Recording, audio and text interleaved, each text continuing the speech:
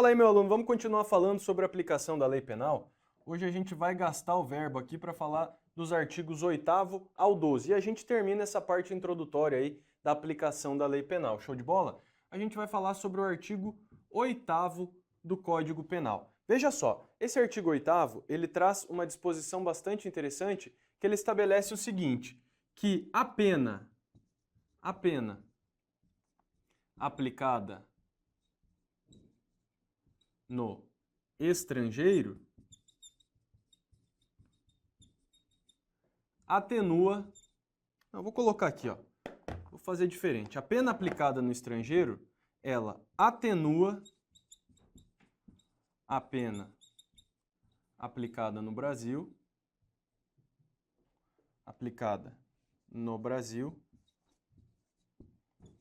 se de diferente natureza.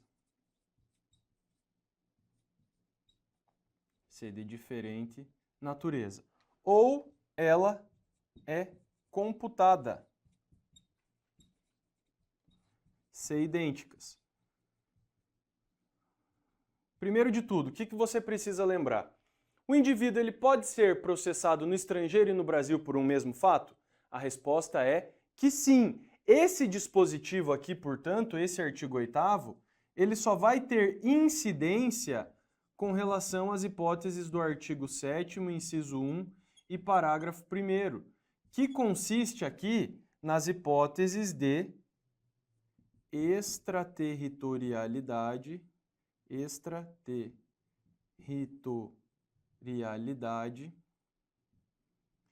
e incondicionada. Por quê? É a única possibilidade que o indivíduo tem de ser processado e punido duplamente pelo mesmo fato. Lembre-se que aqui nós temos a exceção à vedação ao bis in idem. Então, olha só, se o indivíduo ele é processado no estrangeiro e processado no Brasil, se ele tem penas de diferente natureza, o que seria uma pena de diferente natureza? Imagine que lá no estrangeiro esse indivíduo foi condenado a uma pena de multa. E aqui no Brasil esse mesmo indivíduo foi condenado a uma pena privativa de liberdade. Percebam, num contexto você tem uma pena pecuniária e no outro você tem uma pena privativa de liberdade. Embora as penas tenham naturezas distintas, a pena que foi aplicada lá fora deve atenuar a pena imposta no Brasil. Tranquilo? Beleza? E se as penas forem idênticas, elas devem ser computadas. Pensa comigo, se o camarada pega uma pena privativa de liberdade de 5 anos lá no estrangeiro e aqui no Brasil ele é condenado a uma pena de 7 anos. Você vai detrair, você vai descontar os 5 anos da pena privativa de liberdade que ele já cumpriu, remanescendo 2 anos, portanto. Veja só, outra situação. E se lá fora o indivíduo pega 7 anos de pena e aqui no Brasil 5? Cumpriu os 7 lá, veio para o Brasil. Vai ter que cumprir alguma coisa? Não. Ah, mas ele vai ficar com crédito de 2 anos? Lógico que não. Aqui, nesse caso, já estará extinta a punibilidade desse camarada. Fechou? Suavidade, de boa. Então, vamos para frente aqui que esse artigo 8º já era. Olha só, o artigo 9º do Código Penal, ele estabelece sobre a possibilidade da homologação de sentença estrangeira. Então, eu posso homologar uma sentença criminal estrangeira aqui no Brasil para que aqui ela possa produzir os efeitos? Veja, você pode em duas situações. Se for para o indivíduo cumprir medida de segurança, ou para obrigar o agente a reparar o dano. Obrigar o agente a reparar o dano. Show? Tranquilo? Beleza pura? Suavidade demais? Então tá, então você pode homologar uma sentença estrangeira, é possível que seja homologada uma sentença estrangeira, frisando que essa homologação aqui, ela vai ser formalizada pelo STJ. É o STJ quem homologa essa sentença estrangeira e só pode homologar para fazer com que o indivíduo cumpra uma medida de segurança ou para obrigá-lo a reparar o dano. Agora, essas medidas aqui, elas dependem de requerimento da parte interessada, requerimento da parte interessada, e ainda você depende também de uma requisição do ministro da Justiça,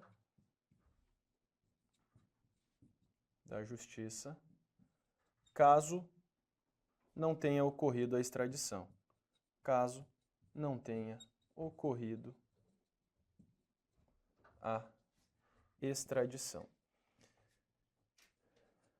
Esse artigo 8º e esse artigo 9º, eles são importantes no seu aspecto literal, tá? Nas provas de carreiras policiais aí, há uma tendência maior de que, quando são cobrados, são pouco cobrados, mas quando são cobrados, eles são cobrados de acordo com a sua literalidade. Pode aparecer aqui quem vai homologar essa sentença estrangeira, beleza?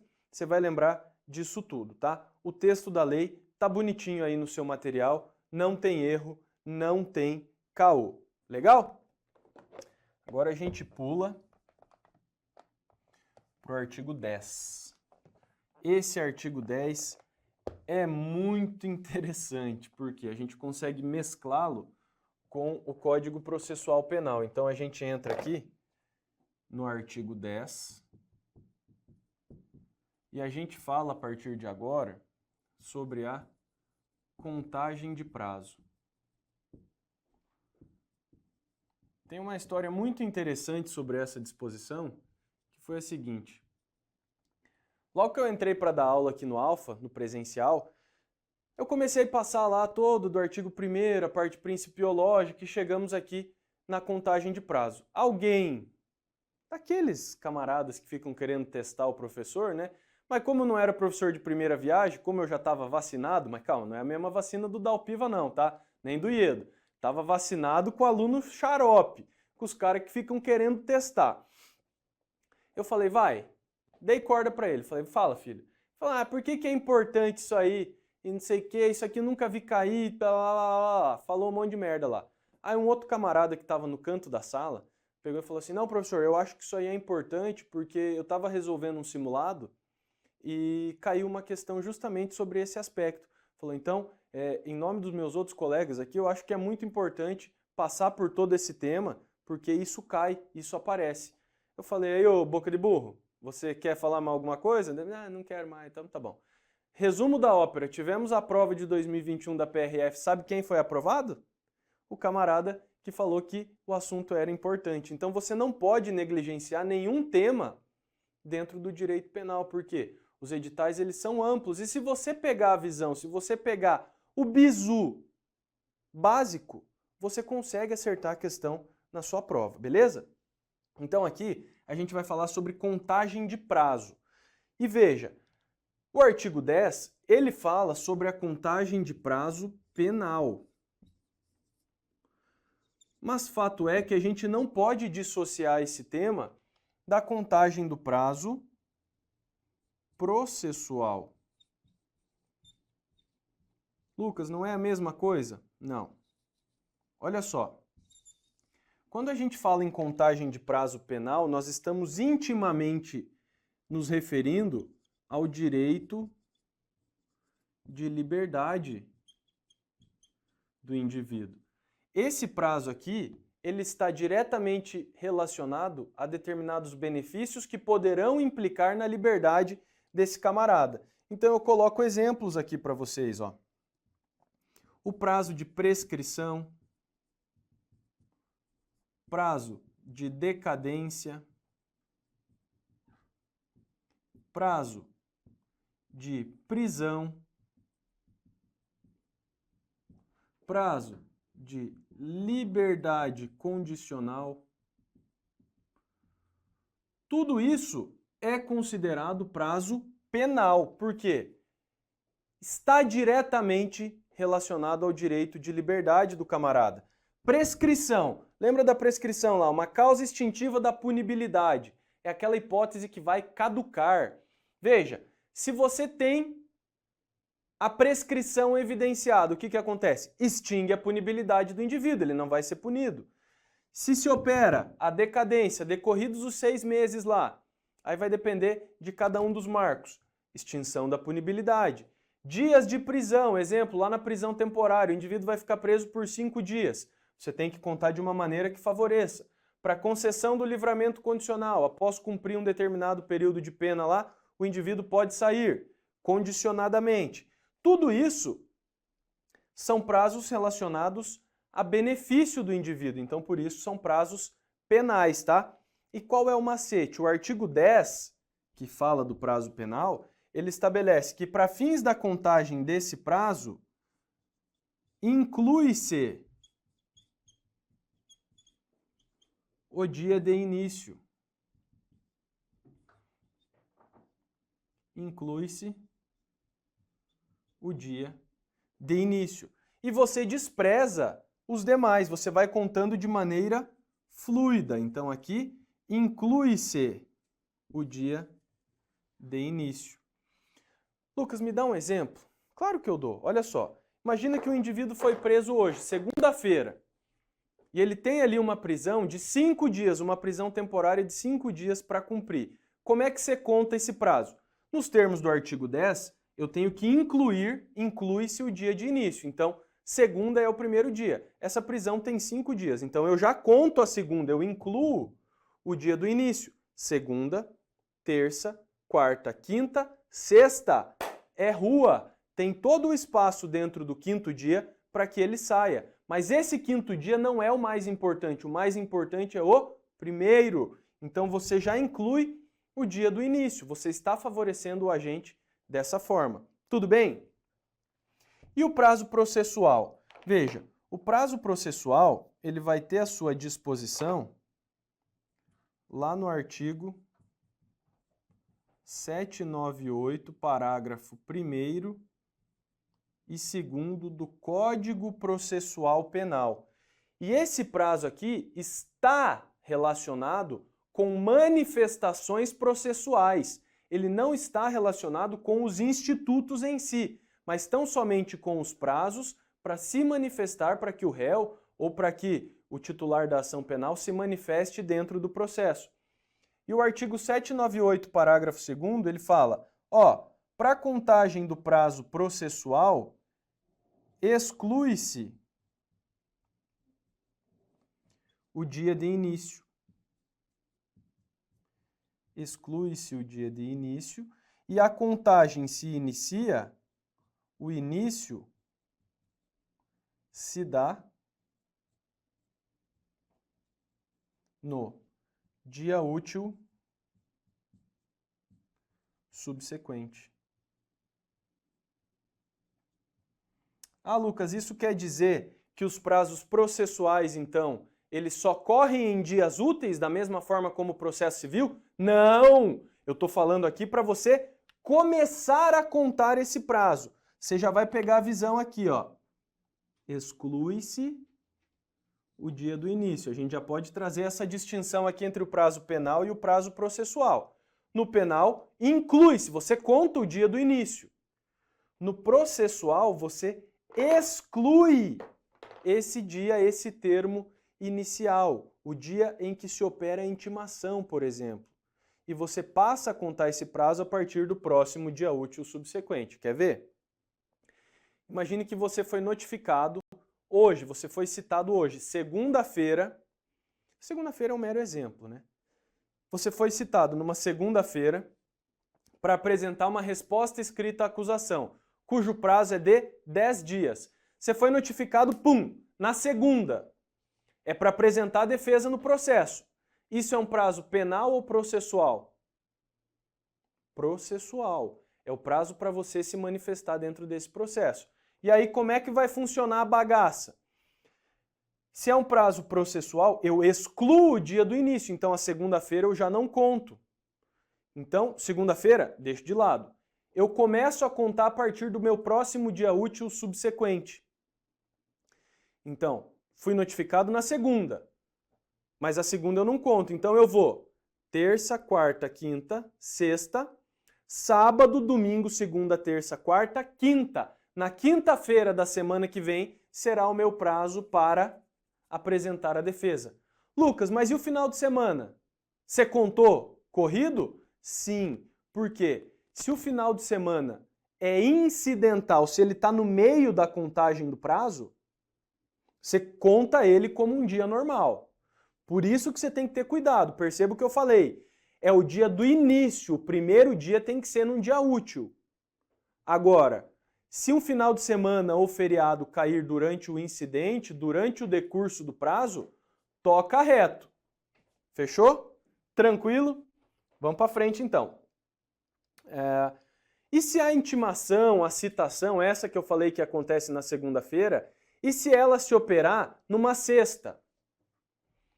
Se a citação se operar numa sexta, você tem 10 dias. Da mesma forma. Mas veja, eu excluo o dia de início, então a sexta eu não posso contar. E qual que foi o bizu que eu dei aqui? O início se dará no primeiro dia útil subsequente, que vai ser quando? Segunda-feira. Lucas, e se segunda for o feriado? Se for no carnaval? Você começa a contar no próximo dia útil subsequente, que seja quarta, que seja quinta da outra semana. Mas a regra, a notificação se deu numa sexta. Exclui o dia do início. Não pode contar sábado e domingo por não serem dias úteis, você vai começar na segunda. Então, segunda, terça, quarta, quinta, sexta, sábado, domingo, segunda, terça, quarta. Beleza? Você vai ficar ligado nisso. E para que você consiga interpretar isso tudo de maneira bastante coerente, eu chamo a atenção aqui da súmula 310 do STF, que ela é complementar aqui, súmula 310 do STF. Ela é complementar no estudo aqui do prazo processual. Quais serão as situações processuais que eu vou contar como prazo processual? Prazo para resposta, prazo para alegações finais, especificação de provas, enfim, tudo aquilo que representar manifestação dentro do processo. Institutos que se relacionam com a liberdade, você conta de acordo com o prazo penal, onde você, prazo penal, inclui o dia do início, prazo processual exclui o dia de início. Beleza? Suave e show de bola. Vamos para frente aqui, falar do artigo 11. Artigo 11, e nós finalizamos este bloco. Muito simples. Artigo 11, olha só. Então, o artigo 11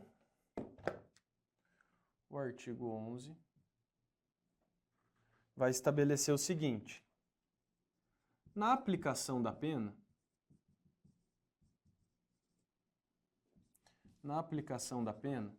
você vai desprezar as frações de dia e as frações de dinheiro que porventura você apurar numa penalidade. Então, na aplicação da pena, desprezam-se as frações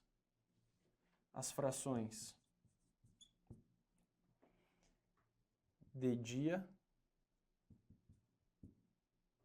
hora e centavos. A lei fala em cruzeiros, né? Mas não temos mais cruzeiro, né? O único cruzeiro que a gente tem está na Série B hoje, beleza? Então tá, quando você vai aplicar uma pena, quando o juiz vai aplicar a pena, o juiz ele deve ficar ligado lá no artigo 68 do Código Penal. Na sequência a gente vai chegar lá. Mas esse artigo 68, ele adota um chamado critério trifásico. Critério trifásico de aplicação da pena. Em que, se ele é trifásico, quantas fases nós teremos? A primeira, a segunda e a terceira. Que questãozinha também, justamente nesse aspecto que caiu na prova da Polícia Civil do Amazonas 2022, tá? Você tem, na primeira fase, o cálculo da pena base, que ela parte da análise das circunstâncias judiciais do artigo 59 do Código Penal. Você tem, na segunda fase, a análise das circunstâncias agravantes e atenuantes.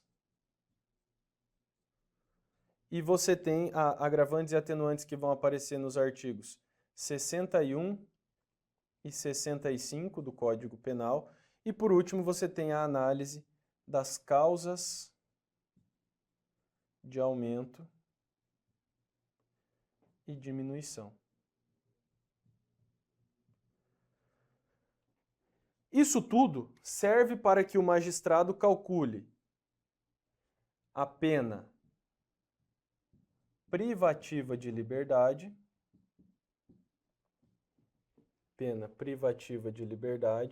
e também a pena de multa.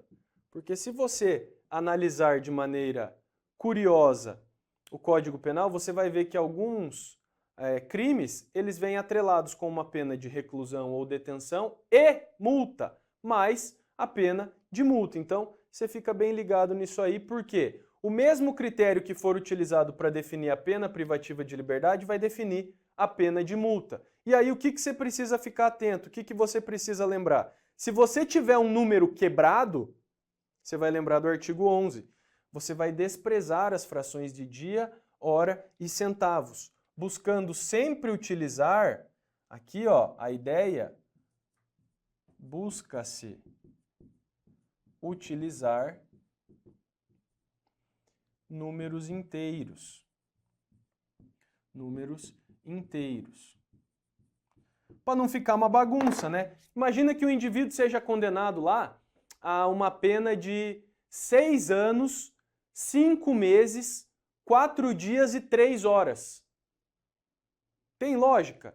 Não tem, fica muito difícil para o Estado averiguar essa situação. Então, por isso que as frações de hora, as frações de dia, se der quebrado, você não contabiliza, beleza? Você dá preferência para números inteiros. Show de bola!